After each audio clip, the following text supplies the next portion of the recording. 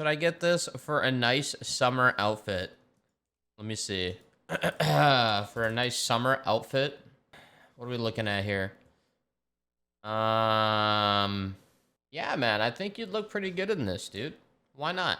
How much? 4,550? Yeah, dude. Yeah, man, I think you could pull it off. Yep. Yeah, you could pull it off, man. God damn. It's only the jacket. Looks like he has 2 bags of shit for arms. Bro, it's the style, dude. Come on, man. Yeah, some of the stuff is pretty outrageously priced, but then you realize, well, people buy it, though. But then it's kind of like, why the fuck would you buy that? But who knows? Some people are fucking addicts with money or some shit.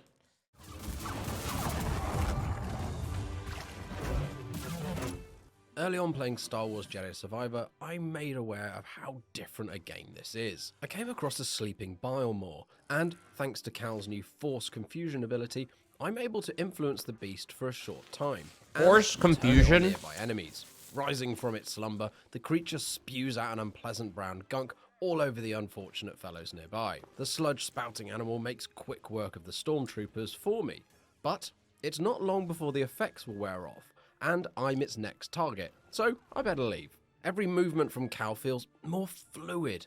He has clearly grown from the Padawan he once was, and his connection to the Force is stronger than ever. While the combat itself is very familiar, new Force abilities, additional stances, a wealth of cosmetic customization options, and the introduction of new means of traversal mean this is a very different game. It feels bigger in every sense, and just as I use the Biomore to take out my foes instead of attacking them head on, the new powers have been brought in to encourage different approaches in combat. I still believe in Respawn. This is going to be a great game. Approach encounters in different ways. So that's kind of our high level goal as designers. You know, push and pull. You could do different things to certain enemies that make you play a certain way, or an encounter may end faster, stuff like that.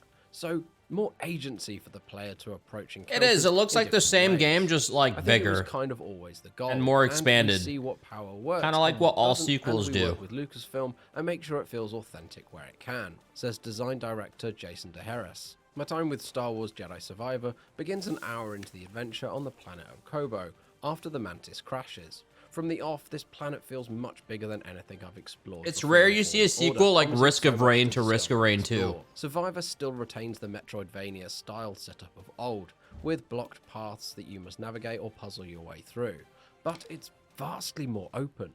Kobo is also teeming with life, and not just of the hostile variety. So many local residents dotted around the locations will speak of notable areas or occurrences that will trigger side missions.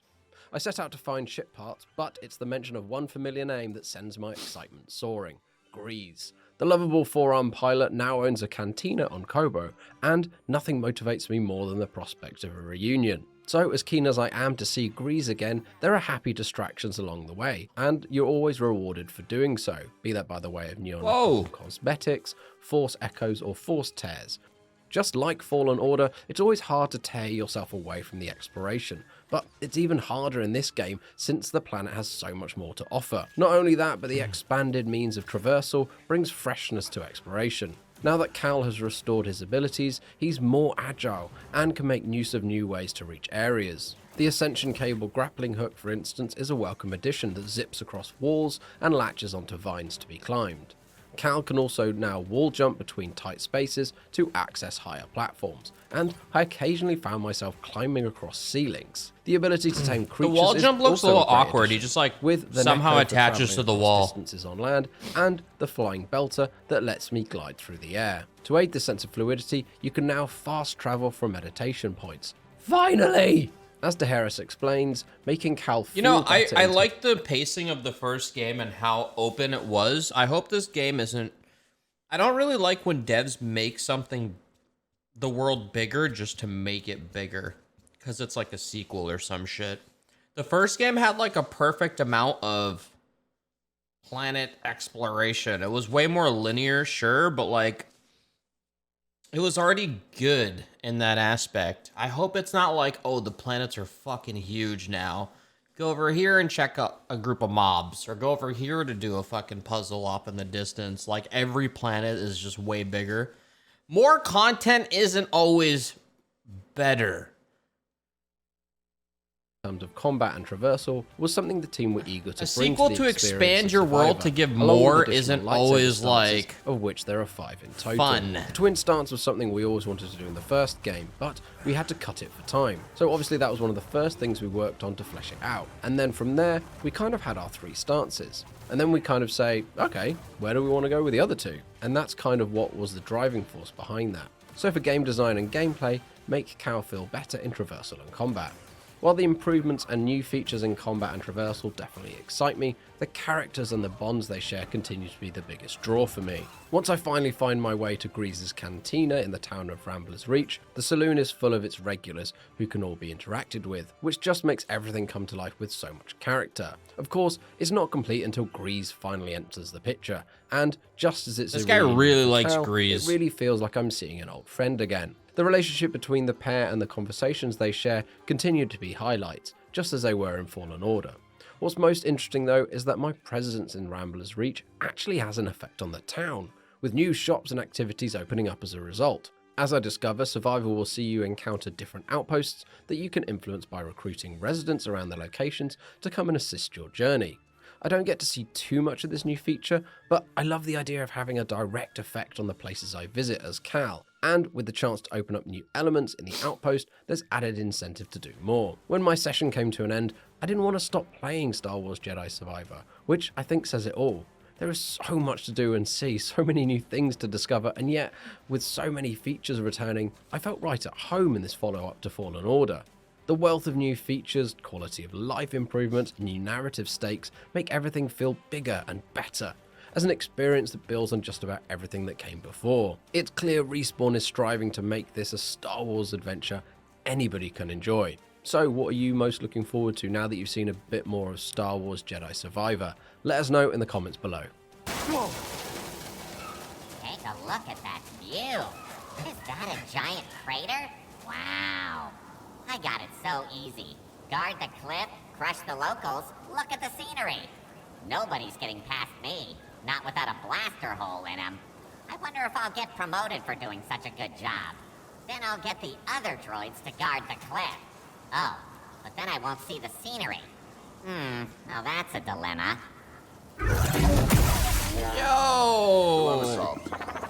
Yo, he was nice, man. He was just doing his job, all right? Not to kill him. I liked him, man. I liked him. He was nice. Yeah, I mean, that looks good. I mean, shit. The first game was great. I enjoyed it very much. What's gonna make or break Jedi Survivor is if the villain is sick. If the villain is cool, it will make it way, way more interesting. And the cinematic that they showed for this game, the villain did look fucking cool. I think it was the official teaser.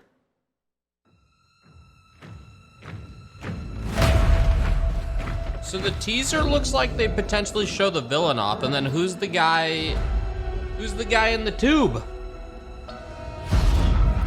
Tell me, Cal Kestis, why lead when they won't follow? The dude talking, this guy looks like he's the main villain. He looks cool. Fight.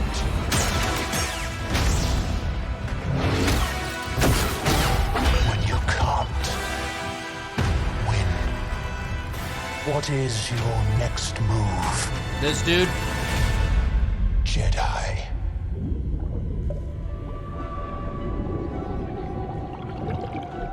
and then how does this dude apply to the story?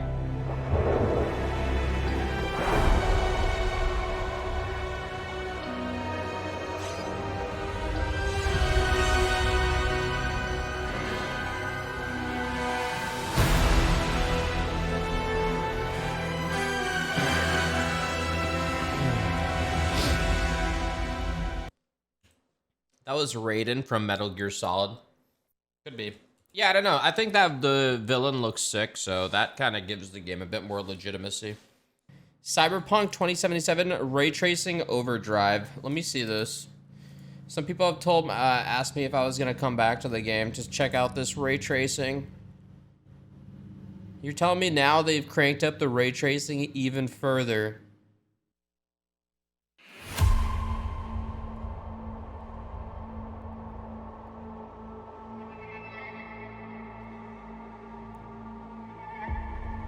Huh.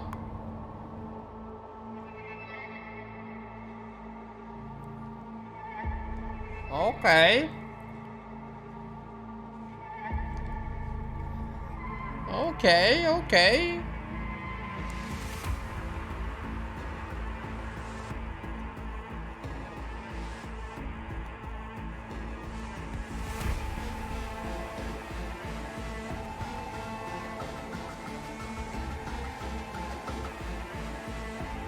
Yeah, I mean, sure, man.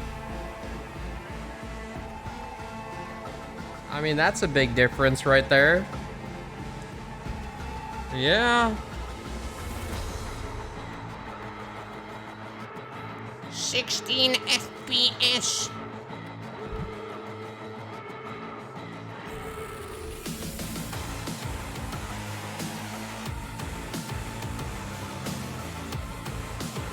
Yeah, this video doesn't really... Yeah, that didn't really do much. It's kind of like hard to tell. This is future-proofing the game. It'll look glorious in 2030 when I can afford to play it like this. Lodi! This just showed how good Cyberpunk looks even without RT. Sheesh. Leroy Smith, 1 day ago, 44,000 likes. I didn't realize Tekken was so fucking popular. 1 million views a day ago. Like, I knew Tekken was a popular FGC. I didn't realize their fucking character reveals are 1 million apiece. Popularity. Is Tekken bigger than Street Fighter? I feel like universally or worldwide Street Fighter's better or bigger. I feel like more people have played Street Fighter over Tekken. And Street Fighter has more iconic characters than Tekken. I'm looking forward to the next Mortal Kombat reveal. I fucking love playing Mortal Kombat. Mortal Kombat is one of my most fun casual games to play. Alright, let's see this.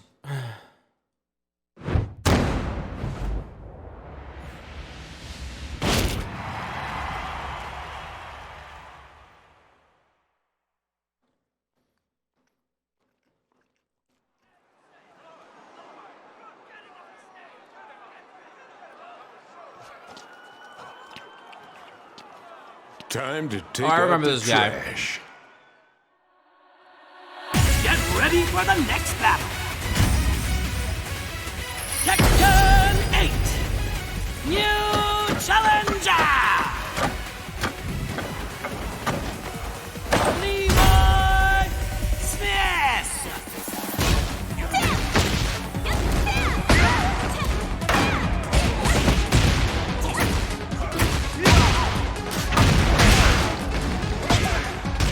This guy looks like he has a cool moveset.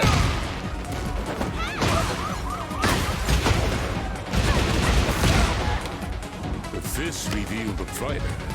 Show me what you got.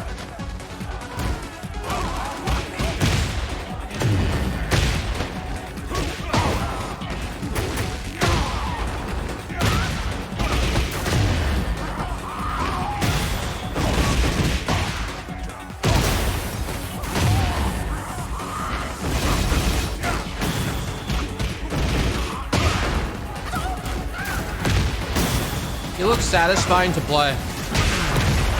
He's one of the cooler characters in Tekken. Witness the essence of Wing Chun.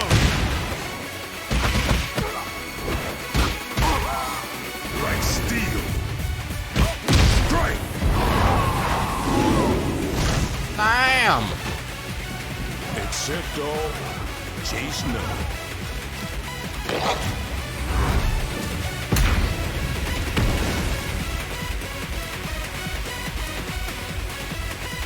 I'd play him. That guy looks sick. Watch Street Fighter 6. We've seen all of Street Fighter 6 stuff. I think Tekken's bar looks cooler. the burn bars on how you kind of power up your character. Asuka.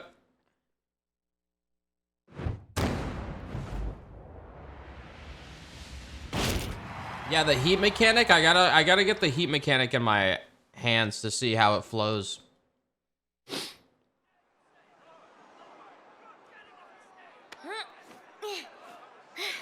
よっしゃ稽古つけたる Get ready for the Sure, next Street Fighter 6 has the $1 million prize pool. Tekken Though that's gonna be a finals to tune into, Challenger! like 100%. Kazama! When is that scheduled to happen?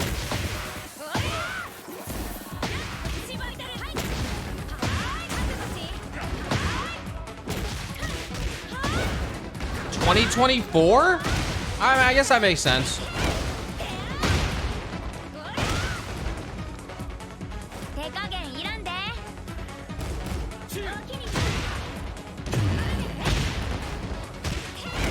Yeah, she seems kind of random.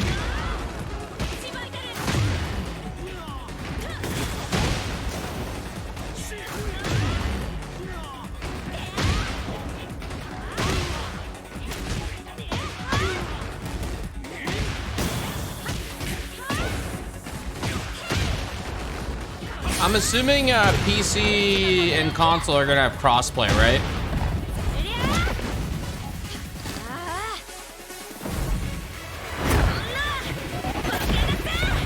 It'd be very weird if it doesn't. 喧嘩ばっかりしたらあかんで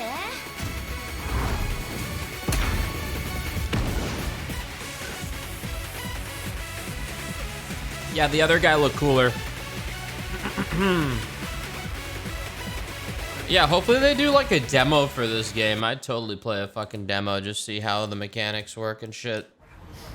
Oh, so wait, is Blue Beetle like some fucking... Is it like tech or some shit? 12-year-olds pogging? Yeah. It's an alien? Oh. Spy Kids level shit? Yeah. I don't know, Blue Beetle's so fucking random. I feel like, how many DC superheroes? Hold on. DC superhero list. I don't know much about fucking superheroes, okay? But who the fuck is who? List of superheroes. God damn it, dude. Where's fucking OpenAI? Fuck Google. Who the fuck uses Google anymore? Hey, yo, bro, wake the fuck up. What are the top 10 DC superheroes? Hurry the fuck up. This slow bitch. I'm going back to Google. Top 10 DC superheroes. The 10 best DC comic heroes of all time. Shazam. Okay. Green Arrow. Okay. Aquaman. Okay. Martian Manhunter. Green Lantern. Wonder Woman. Flash. Nightwing. Superman. Batman. Dude, literally, what? Do DC villains fucking suck balls? Batman and Superman are like the only noteworthy. Everybody else is just like, whatever. I guess Wonder Woman and the Flash. Superman, Batman, Wonder Woman, the Flash, I think. Beep, beep, beep, bop, boop, beep, beep, beep, beep, beep. Green Lantern, beep, beep, beep, beep. DC villains are top tier. Top 10 DC villains. Okay, alright, let's see. Plus, like, I don't know, I'm just going off of the first Google result, whatever. Anti-Monitor. Whoa. Captain Cold. Deathstroke. Reverse Flash. Brainiac. Ra's al Ghul. Sinestro. I mean, he looks kind of cool, I guess. Darkseid. Joker. Lex Luthor, of course. Yeah, sheesh. Yeah, give me Darkseid. Darkseid. Yeah. How Joker? Have they made a movie on Sinestro? Has there been anything? He was in the after credits. He was in the after credits. If you wait and you sit and eat your popcorn, they show him, idiot. He wasn't villain in Green Lantern movie though. Yeah. DC Hero's the best DC villain. What? You can see his color palette in the corner at frame 405. Yeah, these are kind of fucking potato, man. No wonder they did a Blue Beetle. The Blue Beetle's not even in the top 10. No wonder. Honestly, they probably just have like a board of like 50 superheroes and just like fucking throw a dart. And each one, doesn't matter, is bound to make a fuck ton of money. Black Adam was also DC. I heard Black Adam kind of sucked, but did it make a decent amount of money in the box office?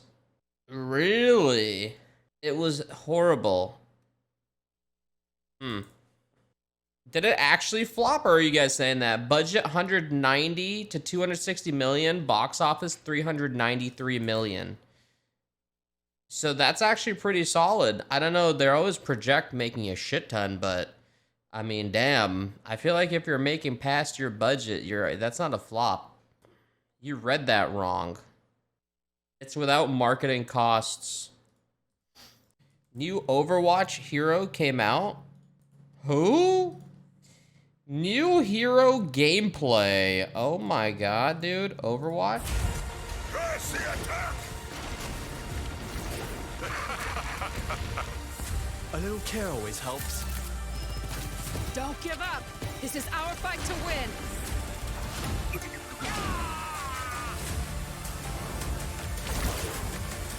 Being down just makes the comeback all the more exciting.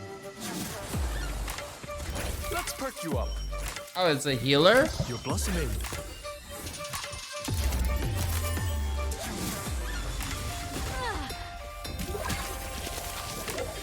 Lucky I was here, huh? They can grip people. He can grip people to safety. My platform is here.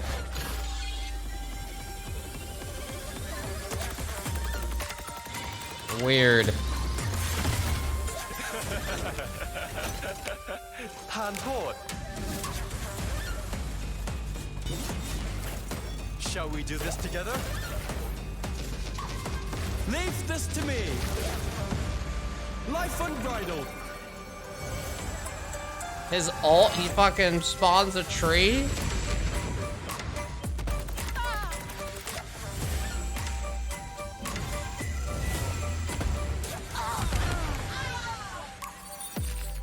Spend every moment growing into who you truly are. Huh. I mean, I guess he's kind of a cool concept. I mean, whatever. I guess so. Shit. I feel like the problem with games that come out with new champions and heroes, I guess I'm wrong, already thinking about it. Because then League always does it. I guess there's always like a built-in every time a new champion, a new hero comes out in a game that is all about constantly adding new champions and heroes and shit, is that champion will always be like slightly better than the rest to showcase. Like they're always gonna be slightly tuned higher because they're fucking new. What about Kiriko? Wasn't Kiriko kind of the same way as well? League goes back and reworks old champs. I've been craving playing League just to play Pantheon. I was like recalling when I played a decent amount of League. Pantheon's fucking ult was always so satisfying, but no, I'm not gonna do that shit. I'm not gonna do that shit. Asus new Steam Deck competitor. Fine, let's see what we have here. What is Anyone this? who tries to make a device to Yeah, compete I'm not... against the Steam Deck What? is a logarithmic What does it look like? argument being made that kind of super ergonomic I'm not that interested to watch a 9-minute video. to the product, to the Steam Deck, and this does not have that. The speakers are decent, but it's early software, so I'm not going to comment too much on the product there. The software, so again, very early stages of their software, but I like it. Like, I like what I'm seeing. So it's a kind of custom version of their Armory Crate. It has a game launcher, FPS counter, FPS limiter, performance mode controls, RGB lighting controls. They're definitely on the right track, but this software is clutch. Like, they have to nail this when it ships because this is running Windows 11, right? This isn't running a custom OS like the Steam Deck is. This is running Windows 11, which is great for customizability and freedom. Like, you can play all the games. It doesn't matter if you're playing like Battle.net, Epic, Steam, Xbox Game Pass, like all of it is available on this device, but you lose that kind of super intuitive UI that SteamOS delivers.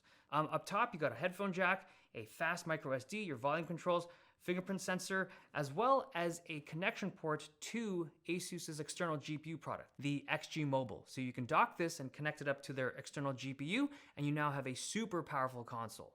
Part of that XG Mobile connection is a USB-C port, and it's the only USB-C port on this device. So you use it for charging or as... That's kind of cool. I mean, that there's competitors coming out. Yeah, I wonder which one's going to be the best. We'll see. We'll see. Just buy a PC? It's not always that simple.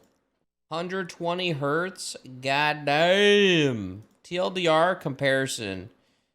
Yeah, what's the TLDR here? Instead of watching a breakdown, just what do we have? Oh, okay. 16:9 display. Oh, wow. This does 1080p. And it's smaller and 120 hertz. 120 hertz, 1080p, smaller than the Steam Deck.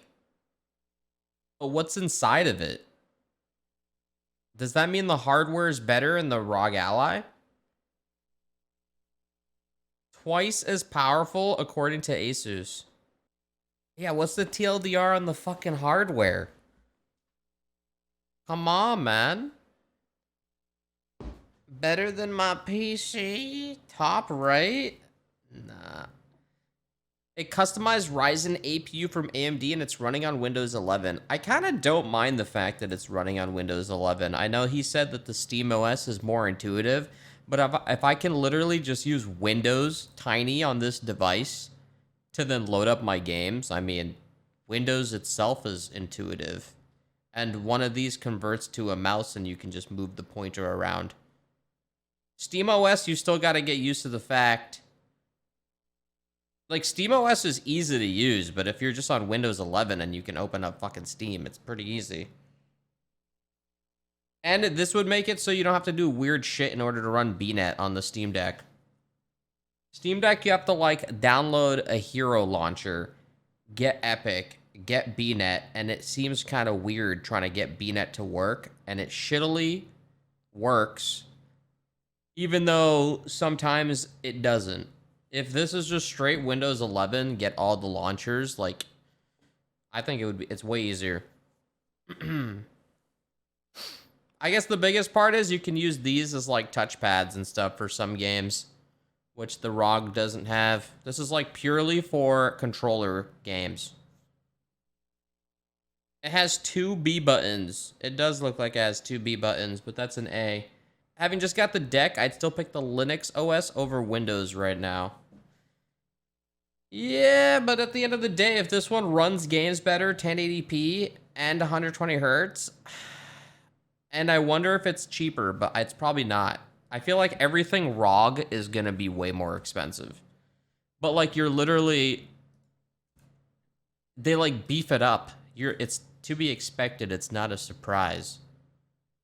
It's going to be cheaper? What the fuck? $512, $649. How much was the Steam Deck? $400 for the Steam Deck. So the ROG one is a high-end one. I guess it depends. It depends on you. I think it's cool that there's competition in this area, though. It's actually kind of sick. Because we'll see which one is going to be the best.